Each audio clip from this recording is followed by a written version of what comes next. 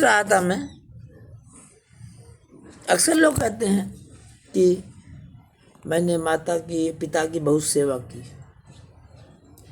सोच रहा था मैं, सेवा आखिर होती क्या है?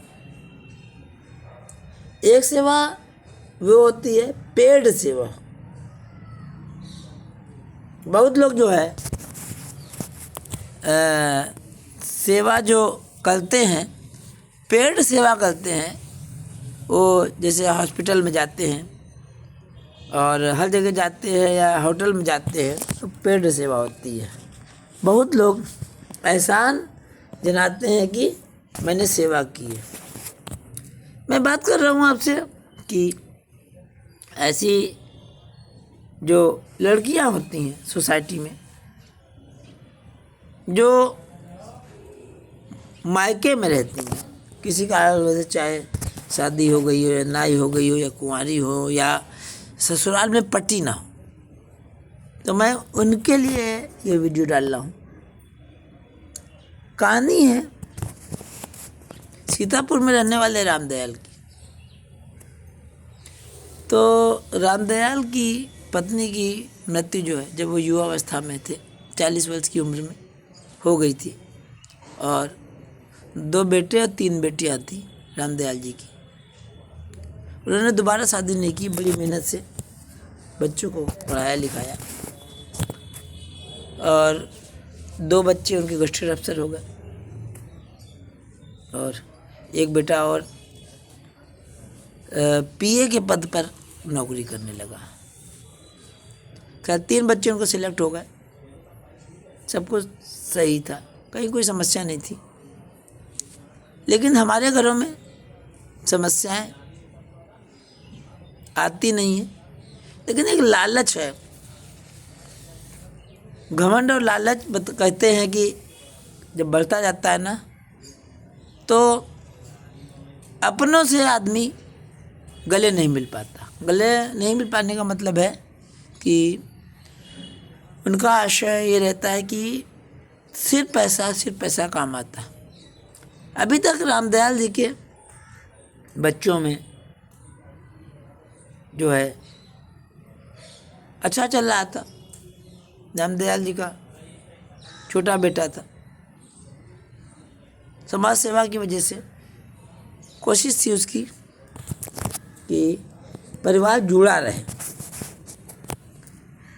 तो कारण ये था कि उसका जब 2 साल का था वो, तभी उसकी माता पिता की मृत्यु हो गई थी और उसने परिवार को जोड़े रखने के लिए बहुत कोशिश की। और इवन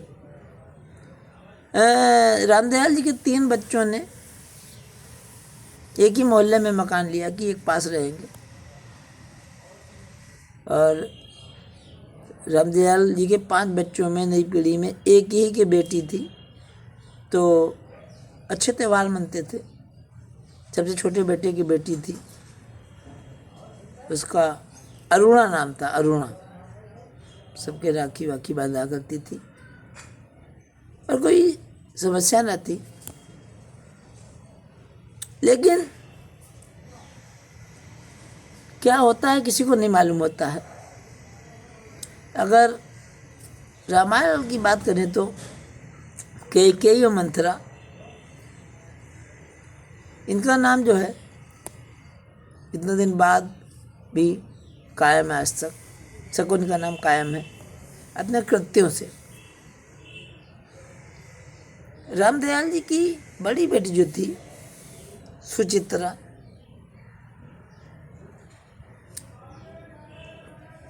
सुचित्रा के मन में हमेशा ही जो है लालच रहता था कि कैसे पिता की ज़्यादा से ज़्यादा दौलत ली जाए। रामदयाल के 5 बच्चों में सबसे ज़्यादा समृद्ध थी, धनाढ़ थी, लेकिन 24 घंटे उसके दिमाग में लालच चला करता था। रामदयाल की एक बेटी रेखा का विवाह सफल ना हुआ था, तो रामदयाल जी की सेवा करती थी।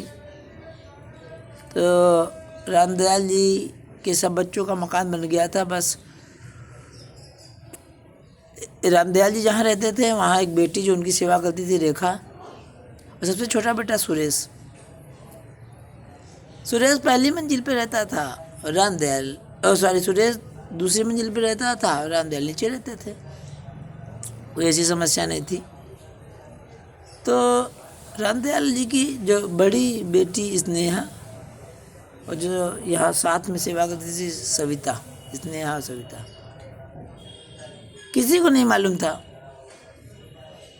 कि स्नेहा के मन में क्या चल रहा है।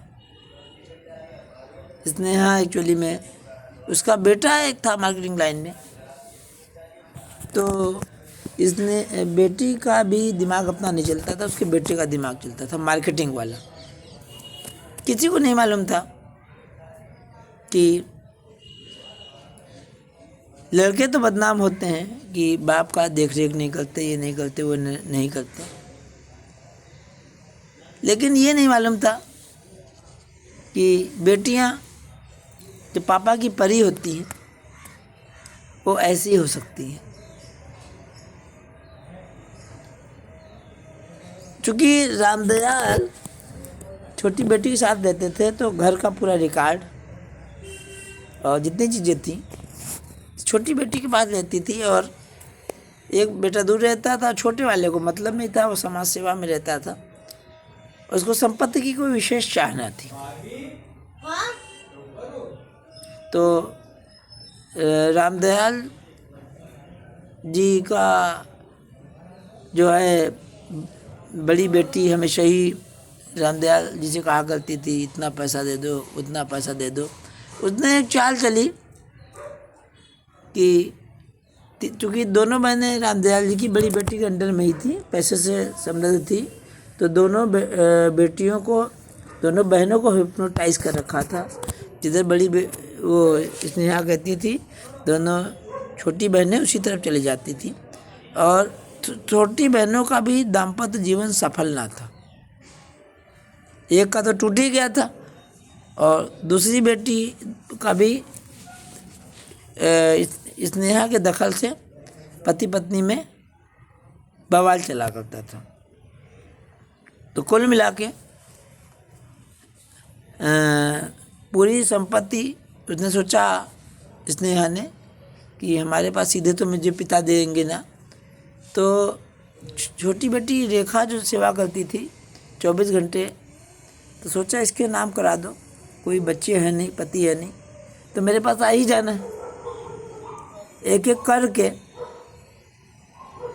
संपत्ति सब अपने नाम करा ली, और रामदयाल का जो सबसे बड़ा बेटा था, सबसे छोटा बेटा,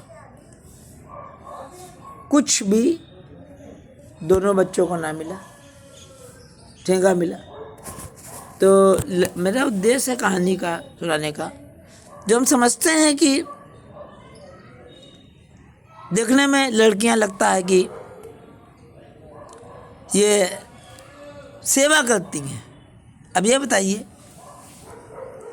उनकी रामदयाल की जो लड़की सेवा कर रही थी, सेवा के एवज में भाई को हिस्सा मार दिया। एक मकान जिसमें रामदयाल चाहते थे कि एक पोर्शन छोटे लड़के को मिले, एक बड़े लड़के को, पूरे कमरों में अपना ताला डाल दिया। तो आज जो लोग समझते हैं लड़कियों में वो भावना नहीं रही, लड़कियों में सिवाय लालच कपट यही घर कर गया है, और कोई ऐसी बात ना रही।